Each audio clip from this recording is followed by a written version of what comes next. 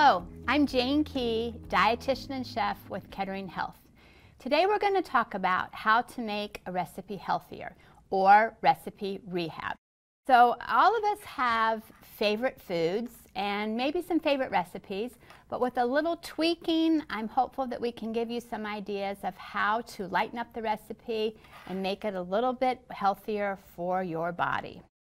So how do we really modify a recipe? How do we get started? It's possible that we could replace or reduce an ingredient, or maybe change a food preparation technique. So we could think about reducing the fat, salt, sugar. That's an idea to start. Switch out an ingredient, or perhaps we choose a different technique of, instead of frying, maybe we bake or broil, something like that. So we're going to break these ideas down and give you some tips on how to make a recipe healthier. So our goal actually is to maintain the flavor of the original recipe so that you still enjoy it in the same ways that you did, but also maybe we can enhance the final product by increasing the nutrient density. And what does that mean? Maybe we can add some more fiber, antioxidants, the phytonutrients, the parts of the food that help us to protect our health and prevent disease. So maybe we're going to add some beans to get some fiber, or maybe we'll add some extra colorful fruits and vegetables to get the antioxidants and phytonutrients, or maybe we'll just change the fat to being a little bit more of a heart-healthy fat. So where do you start? This often can be mind-boggling for people. You look at a recipe and you think, where do I even start to modify it? So study the recipe would be the first place to start. Could the fat, salt, sugar be reduced? Could an ingredient be substituted or added even? And it's really important to be flexible as you start to reconfigure recipes or alter them, because some things work better than others. I'll give you an example. One time I was making cookies and decided, as I was starting down this route of learning how to modify recipes, to replace all the fat with applesauce. And what happened was, it was a bar cookie. I couldn't even cut the cookie, it just all crumbled. So then I learned that you need to use some applesauce, but just a little bit of fat, and it makes all the difference in the world. So we'll talk about more details about that here in a minute. I could alter the cooking method. So a big part of this is trying to reduce the fat calories in a recipe by maybe frying less or sauteing less. We know that there's healthier ways to prepare foods, to bake, broil, poach, steam, grill, or even roast. You can roast meats, you can roast vegetables, and that gives the outside a really nice look, a tasty, a pleasing look, but without using as much fat. The other thing you can do is, this is an example of a fat separator. So let's say, for example, that I bake a chicken, cook a roast, and I have the drippings or the broth or whatever you want to call it. I would put that in a separator like this, and then you can refrigerate it or just let it sit at room temperature. Then the fat will come to the top. You can pour the stock or the broth off to use in a soup or a stew or whatever you're making, but then the fat stays in there. Now, those of you that don't have a fat separator, don't worry about it, because all you would do is, if you cooked a chicken or a roast, put it in a bowl, put it in the refrigerator, let the fat come to the top, and skim that off. Then you would start with the nutrient-rich stock to make your soup or stew without the extra added fat. So that's just an idea there to help reduce the fat in something that you might be cooking. Okay? We can enhance the flavor and nutrient density of foods that we make. We might reduce the fat or the salt, but we can augment or embellish the flavor of that food by adding things like lemon juice. This is an example of a juicer where you would cut your lemon or lime in half, and then you just compress it and the juice comes out the bottom without the seeds. It's pretty nifty. But what does citrus do? That brightens, lightens, heightens the flavor of a food. So it's really nice to do that, just to embellish the final product. Mustards can be used too as a create a little richness in a recipe, so that's an idea. Herbs and spices, this is an example of what I just picked this morning from my garden. I have some lovely fresh mint here. I have dill, I have thyme, Italian parsley. So herbs and spices are a way to enhance the flavor if you've reduced the fat or the salt. Keep in mind these are fresh herbs. You can use dried herbs, you can use spices from your pantry, your cupboard. I just like to remind people that dried herbs and spices do have a shelf life. So if they don't smell like the herb or spice that they're supposed to, or they've lost their color, then it's time to replace them to get something new. All right? Flavored vinegars, I'm going to talk a little bit more about those in just a moment, but there's a lot of different vinegars that you can use to enhance the flavor too. Adding fruits, vegetables, beans to different dishes is a beautiful way to create more nutrient density and flavor. So think about this. Instead of just basic chicken salad, maybe you add a little bit of celery or sliced grapes to your chicken salad, and that adds different nutrients, adds different color for the eye appeal, and also a lot of nice flavors. Veggies, so you make an omelet. And think about if you have some leftover roasted vegetables or you have some vegetables in your refrigerator that you could add to your omelet. That's what we call adding more nutrient density to it and bringing up the ultimate product. Beans to a soup are a great way to enhance the flavor and add to the nutrients as well. In baking, there are ways that you can use less oil or solid fat and still have the product turn out just fine. So you can reduce your fat in a product by about a quarter and the product will turn out just fine. So think about that. If a recipe calls for a cup of butter, you can use 3/4 of a cup and the product will turn out great. So that's an idea too to think about, just to make it a step healthier. Canned pumpkin is one of my favorite products to add to foods. And what does canned pumpkin do but add an enormous amount of very nutrient-dense vitamins, minerals, fiber, and it acts as a great replacement for an egg or oil or butter. So as you'll see here on the chart, you can use 1/4 of a cup of the pumpkin puree. Now this is straight up pumpkin puree. This is not sweetened, right? So this is just as if you took a pumpkin and mashed it. And if you grow pumpkins, you don't have to buy it in a can. You can use your pumpkins that you grew. But anyway, 1/4 of a cup of the pumpkin puree can equal 1 egg in a recipe, so that's a nice replacement. 1/2 cup of the puree can switch out for 1/2 cup of oil, or you can use 3/4 of a cup of puree to replace a cup of butter. I do want to point out here that unsweetened applesauce works as well, and also mashed avocado is a beautiful replacement for fat in recipes too. So that's an idea. So you just kind of get creative, trial and error, give it a shot, see how it goes. But just think about you're really helping to improve your health by decreasing the fat, the salt, the sugar, the eggs, and putting other more healthy nutrients in there. All right. We could also substitute low-fat dairy and dairy alternatives. So instead of using whole milk, cream, you could use 1% milk. You could also use canned evaporated milk. Now, canned evaporated milk comes in whole, low-fat, and skim. So this is a really nice dairy replacement. It has a thicker texture to it. So like if I'm making a cream soup and I don't want to put cream in it, I will use canned evaporated milk instead. Has a nice rich flavor and with less fat. So that's an idea to use that. Low-fat milk works. Soy milk, oat milk, and then your almond milk or your other nut milks, it takes trial and error with those. Soy milk doesn't work in everything. For example, if you are making a packaged pudding, soy milk does not work in that. You have to use a dairy-based milk or try one of the other dairy alternatives, oat milk or the almond milk.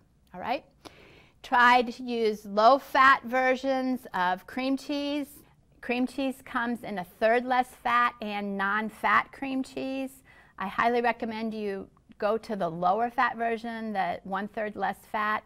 It still has a nice consistency, works very well in products. Fat-free cream cheese lacks flavor, and it has a lot of added components that are not really healthy for us to use. So think about that. Cheese isn't meant to be fat-free, right? So if it is fat-free, you're buying a fat-free product, it has a lot of chemicals, other agents added to it to make it like a cream cheese. So at least go low-fat. That's a good place to start, okay? There are also low-fat sour creams that are quite tasty, stepping down from full-fat to a low-fat sour cream. Same thing with cottage cheese. There is low-fat cottage cheese that tastes quite good, low-fat ricottas. So if you're making something that requires one of those ingredients, step down to the low-fat version and you're making that recipe a tad bit healthier. Yogurts, there are full-fat yogurts, low-fat yogurts, non-fat yogurts, and Greek yogurt is a great thing to use in recipes when you need a thicker base for things. So let's take a look at this chart here where you can substitute a cup of butter. You could use a 1/2 cup of Greek yogurt. Now I want to point out to you that Greek yogurt has the whey or the liquidy part taken out of it, so it's a thicker texture. And so it's important if you're going to do this combination on this chart of the butter and using yogurt that you make sure that you use Greek yogurt. And this is plain Greek yogurt. Comes in all kinds of different brands, but you can find out which one you like the best. Cup of butter, we would substitute a 1/2 cup Greek yogurt and a 1/2 cup butter. And I do this all the time in baked products. It works out great, okay? If you're trying to replace oil, you can use your cup of oil with 3/4 cup of the Greek yogurt. Buttermilk, those of you that like ranch dressing, this is a great way to use Greek yogurt in a dressing. So you can use 2/3 cup of Greek yogurt to 1/3 and then add 1/3 cup of milk. And guess what? There are recipes to make ranch dressing using beautiful herbs like this that you would have at home or once again in your pantry. And you don't have to use the package of ranch dressing mix or the bottle that you buy, because that has a lot of additives and preservatives in it. So you can make your own homemade ranch dressing by using this idea of buttermilk and or the Greek yogurt and milk added to it. 1/4 cup of sour cream, you can substitute in a 1/4 cup of Greek yogurt, and that works great. So give it a shot with the Greek yogurt. See what you think, all right? Then we get to mayonnaises and salad dressings. I want to point out that at least give a shot with the salad dressings to try the low-fat version. I'm a huge advocate of encouraging people to make salad dressings at home. It is super easy to do. One of the best ways to do it, a traditional vinaigrette has 3 parts oil to 1 part vinegar, but if you like your dressing to have a little bit more pizzazz, a little bit more zip to it, then you can change that ratio, right? So when I make it, I always put in less oil, more vinegar. And think about trying some of the amazing, amazing different flavored vinegars and when you make your vinaigrettes, okay? So if you're gonna buy a bottled salad dressing, try to buy one with minimal ingredients, not so many additives and preservatives, or make your own vinaigrettes, the second selection there, by using flavored vinegars and herbs. Mashed avocado, again, is a great replacement. I mentioned that you can use it as a fat replacement, but also it's really great for mayonnaise. So if you are the type that likes tuna salad, have you ever tried to use mashed avocado in the tuna salad? This photo here shows a lovely breakfast idea of a nice whole grain toasted bread with mashed avocado, and then sometimes people will even, if they want to put an egg on top, can do that, and then just a little bit of sea salt or a salt that you would crumble on top, and it just brings out the flavor, and even a little bit of citrus on there just heightens the flavor and creates a beautiful, tasty breakfast idea. So think about that. Okay. Now let's say I'm thinking in a recipe, what about this salt thing? Can I reduce the salt and still have the product turn out as it should? And salt can really be reduced in most recipes by a half, and the product will still retain its flavor and still turn out just fine. There's one exception to that, is that yeast bread requires salt for the action of the yeast. So if you're making a yeast bread, that's why salt's necessary, okay? So we can't really alter the salt in that. What are some other ways I can reduce the salt and keep the flavor? We talked about citrus, which you see there, the lovely lemon, and then the herbs, of which we talked about as well, okay? And then flavored vinegars. So I want to tell you about some flavored vinegars. There are lovely vinegars that give a vinaigrette or give a food a different flavor. So there's champagne vinegar, there is sherry vinegar, there's red wine vinegar, balsamic. Then we get into some of the raspberry orange vinegars. So expand your palate, give something a try, see what strikes your fancy. You can use it in a marinade like for a meat, you can use it in a salad dressing, you could use it as a drizzle on roasted vegetables. So there's all kinds of great ways to try some of the flavored vinegars to reduce the salt. Another big way is just more home cooking is a great way to reduce your sodium intake. We get about 2/3 of the amount of sodium that we consume comes from packaged processed foods, eating out, those kind of things. So if we eat at home more, enjoy the flavors of plain whole foods close to nature, it's a beautiful thing. Okay? All right, so let's talk about reducing sugar a bit. Sugar in a recipe can be reduced by 1/4 to 1/3 and your product will turn out just fine.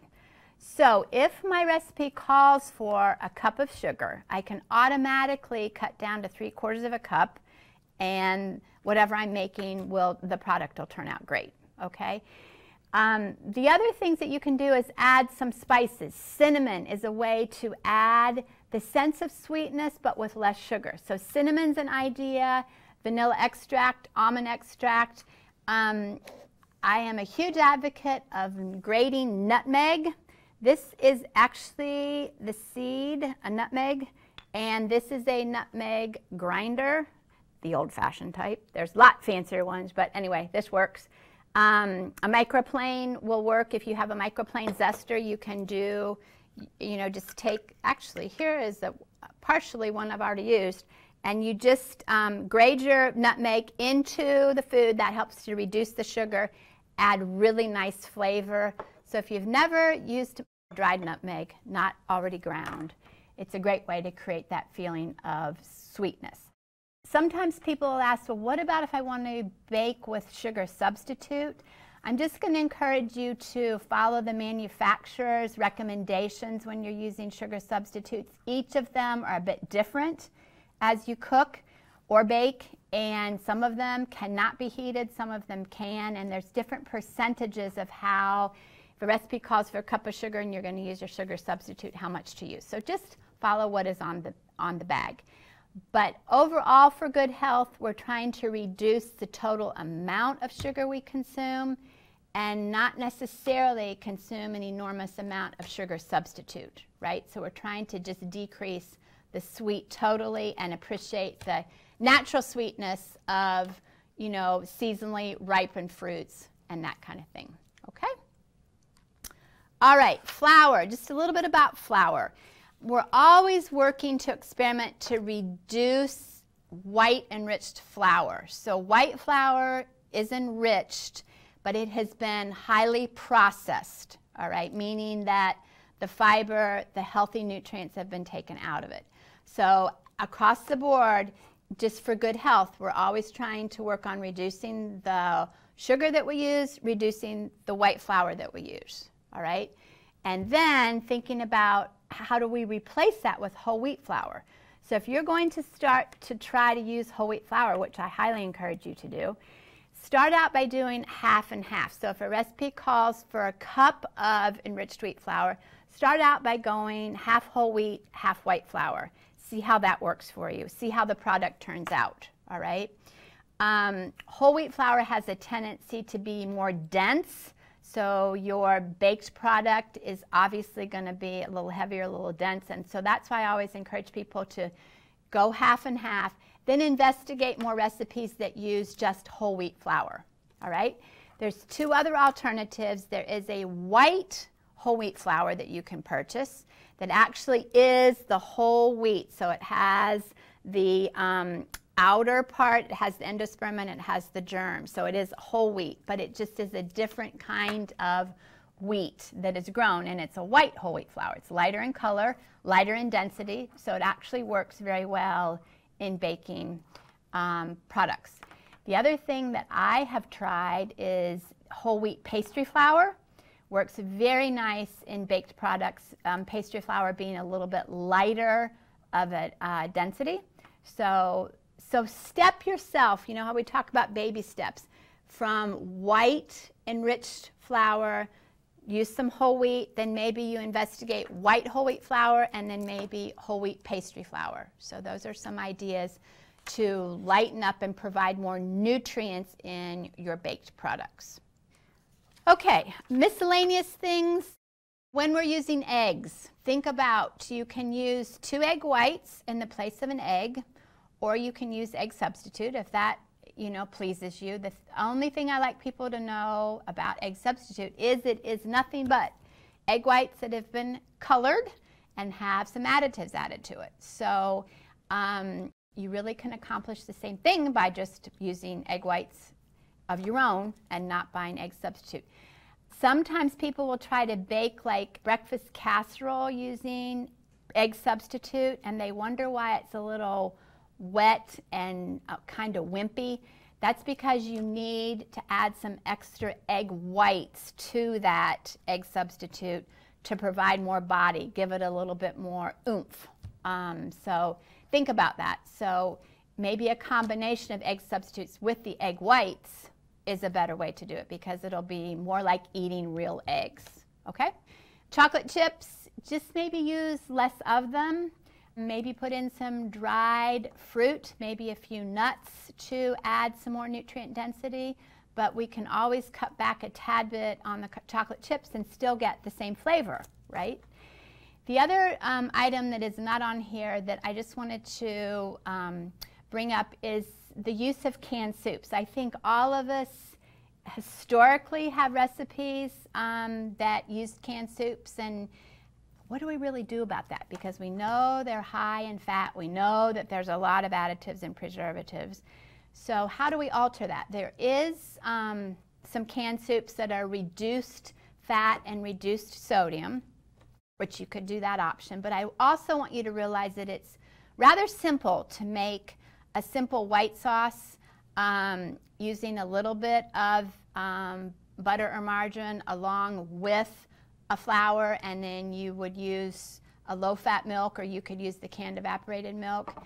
Make your own white sauce and then add in mushrooms if you're trying to make cream of mushroom, add in celery if you're trying to make cream of celery. So that's just an idea to help you lighten things up, and I will tell you something, it tastes a lot better than the canned soups. So give that a shot, see what you think. All right, last but not least, have fun in the kitchen. You know how important I think it is as a dietitian and chef that food is meant to be enjoyed. It nourishes the body, it nourishes the soul, it creates community, it's fun. So step out of your box, make it fun, be creative. Experimenting can be fun. If you have children, grandchildren, whoever, spouses, significant others, get everybody involved. It's way more fun if you are having it more as a team approach. So experimenting is not always perfect. You know that. I said that I've had some, I don't think I'll make that again, but that's how you learn, all right? Share your successes. If you do something to lighten up a recipe, to recipe rehab as we call it, then share that with people so that they too can try that, all right? Enjoy your efforts to lighten up, and keep in mind that overall we're always thinking about portion control as we eat, just ratcheting back just a little bit how much we eat. Find joy in movement each day, and until we meet again, eat well and be well.